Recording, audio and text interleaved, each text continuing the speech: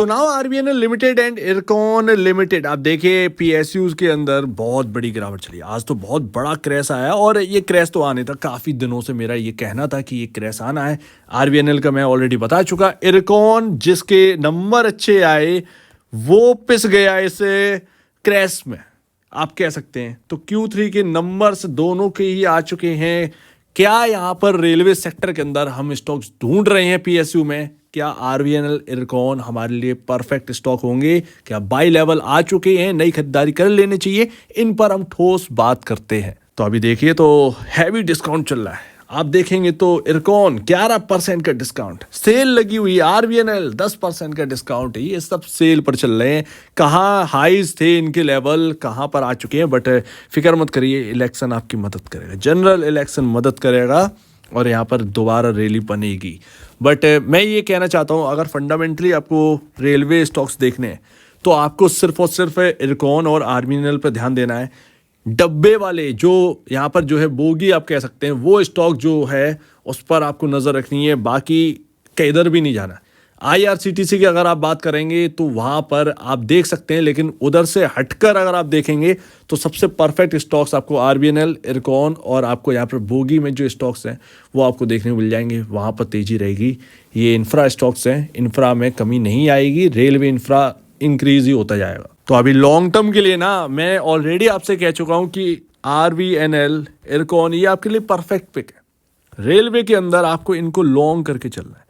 अब ये होना क्या था, लगातार दौड़े चले जा रहे हैं, ऐसे में अच्छे स्टॉक्स भी पिसेंगे। ये ऑलरेडी मैं कह चुका हूँ। Q3 के नंबर कुछ दमदार आए नहीं, वैल्यूएशन बहुत हाई चली गई थी आरबीएनएल की। इरकॉन लिमिटेड आपका बहुत ही प्यारा स्टॉक है। अगर आप इन दोनों स्टॉक्स में पूछोगे कि कौन सा स्टॉक ज़्यादा बेहतर लगता है, इरकॉन इंटरनेशनल लिमिटेड ये एक बहुत ही बेहतरीन रेलवे इंफ्रा के अंदर स्टॉक है। अगर आप आरबीएनएल की बात या आरबीएनएल से पहले अगर आप पूछे टॉप पर, तो इरकॉन मिलेगा। बट दोनों ही स्टॉक अच्छे हैं। जो भी आपके पास है अच्छा ही है। और अब तो ये और भी ज़्यादा बाई के लिए बहुत ही अच्छी जगह पर आ चुके हैं। जिनके हाथों से ये निकल गए थे आपको दोबारा मिल रहे हैं। ये मत सोचिए कि ये पीएसयूज गिर रहे हैं तो मैं यहाँ पर लॉन्ग करूं या ना करूं। नहीं नहीं नहीं, लंबा नज़रिया रखना है। लॉन्ग टर्म अगर सोचना है तो आपको यहाँ पर जो है इधर ही आपको पोजीशन बनाना सही रहेगा, या फिर यहाँ से एसआईपी करना ठीक रहेगा। सिंपल सी बात है।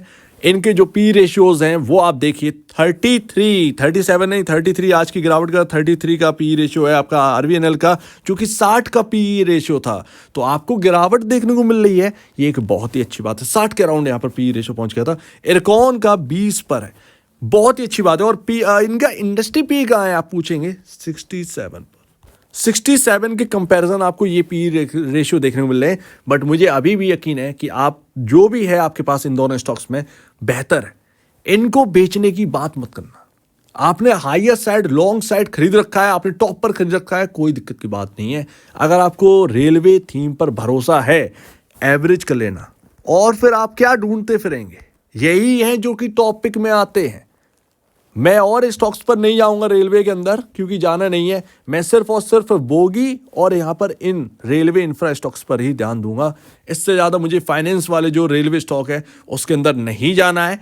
वहाँ से तो मैं बिल्कुल दूर ही रहना है। मैं यहीं पर रहना चाहूँगा बस, क्योंकि मुझे यहाँ मिल रहा है बहुत ही ज़्यादा वैल्यूएशन कंफर्ट। सिंपल सी बात है। रेलवे के अंदर कुछ अगर फेवरेबल है, मैं इंफ्रा पर बैट लगाऊंगा, क्योंकि रेलवे इंफ्रा जो है आगे मॉडर्न इंफ्रा में कन्वर्ट होगा। वहां पर पैसे खर्च किए जाएंगे। ट्रेनों का यहाँ पर आ चुका है भैया, जो आपका इंजन है वो तो वही रहेंगे, लेकिन यहाँ पर जो आपकी जो बोगी है वो चेंज करी जाएंगी। तो एक वैगन्स में आप देखेंगे बड़ा ऑर्डर आ सकता है। आगे चलकर आप देखेंगे जो बजट आएगा, ये तो इंटरिम बजट था, जो मेन बजट आना है उसमें ऐलान हो जाएगा। सो दैट वहाँ से फेवरेबल हो जाएंगी सारी चीज़ें। तो मैं इन पर ही आगे अगले 5 साल मुझे देखने हैं, तो मैं इनको ही देखूंगा। मुझे और किधर भी देखने की ज़रूरत नहीं है। सिंपल सी बात है। इरकॉन का प्राइस टू बुक वैल्यू, इसीलिए तो मुझे इरकॉन ज्यादा बेहतर लगता है। इरकॉन का जो प्राइस टू बुक वैल्यू जो है वो 3.64 पे चल रहा है, जबकि आरबीएनएल का जो है वो 6.56 का यहाँ पर जो है प्राइस टू बुक वैल्यू चल रहा है। तो आरबीएनएल के कंपैरिजन बहुत सस्ती वैल्यूएशन जो है वो इरकॉन इंटरनेशनल की मिल रही है। दैट्स वाई यहाँ पर जो है इरकॉन ज्यादा फेवरेबल है आरबीएनएल कंपैरिजन में। इसका मतलब ये नहीं है कि आरबीएनएल टूट जाएगा, बिखर जाएगा, ये मत सोचिएगा गलती से। आपके पास दोनों में से जो भी स्टॉक है वो बहुत ही इंपॉर्टेंट है रेलवे के अंदर।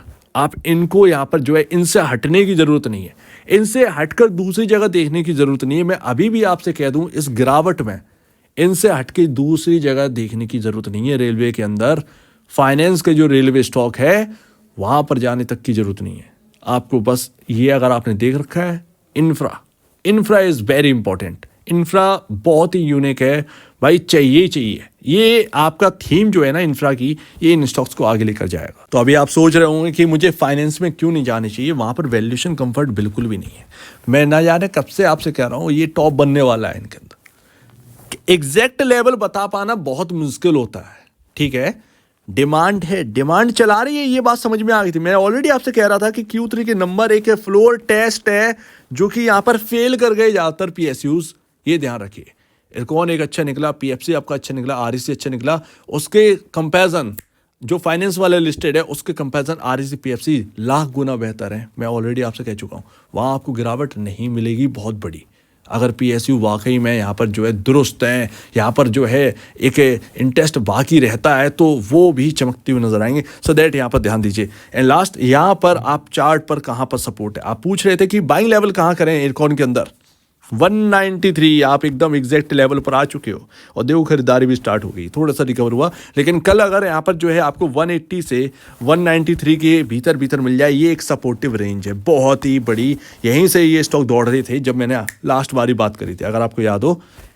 यहाँ पर आपको ध्यान रखना है 180 से 193, इसके बीचों बीच यहाँ पर सपोर्ट मिलना चाहिए इन स्टॉक्स को, यानी कि इरकॉन इंटरनेशनल की बात कर रहा हूँ, इस स्टॉक को सपोर्ट मिलना चाहिए।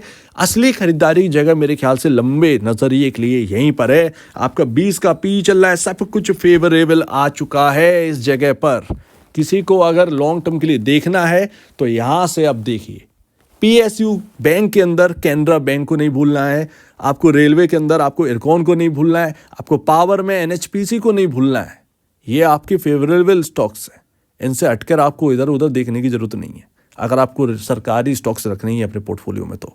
एंड RVNL यहाँ पर ये अपने सपोर्ट के आसपास आ चुका है, बिल्कुल एग्जैक्ट पॉइंट 216 से 199, बहुत ही इंपॉर्टेंट सपोर्टिव रेंज। कल अगर एक और PSU के अंदर कोई गिरावट मिल जाए बाई चांस और इस रेंज में आ जाए, ये आगे के लिए ना बेहतरीन स्टॉक्स यहाँ पर जो है कहलाएंगे।